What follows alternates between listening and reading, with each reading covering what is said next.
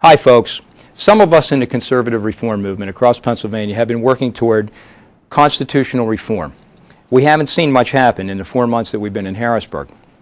And we've had promises from people in leadership and others that we would have some dedicated time to discuss these issues and we would work toward getting some things done, but that hasn't happened. Finally, through the leadership of Senator Jeff Piccola, who chairs the State Government Committee in the Senate, we're seeing some bills funneled into his committee, and he will have a hearing probably on May 8th to discuss these reforms. If we can get these reforms through the committee, then we can get them onto the floor of the House, or on the floor of the Senate, I'm sorry, hopefully the floor of the House down the road, and have a real debate. This is the first time that we'll have senators on the record on how they feel about serious reform measures in our Commonwealth.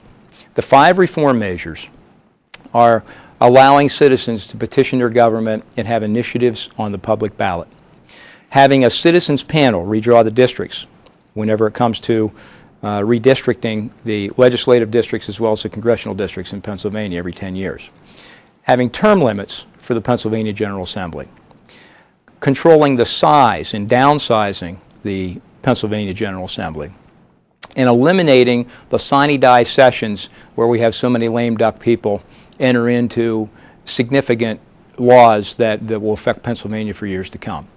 These are the 5 initiatives that we're trying to push and get onto the floor of the Senate.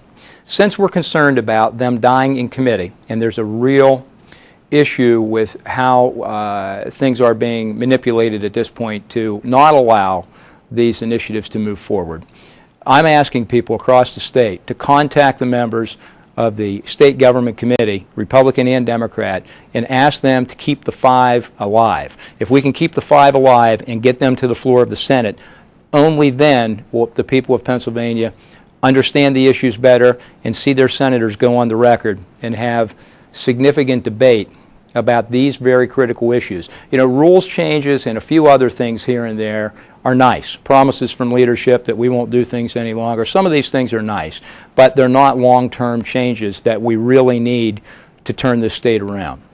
So join with me and others as we push for the Keep the 5 Alive initiative going strong by contacting the 11 members of the State Government Committee in the Pennsylvania Senate.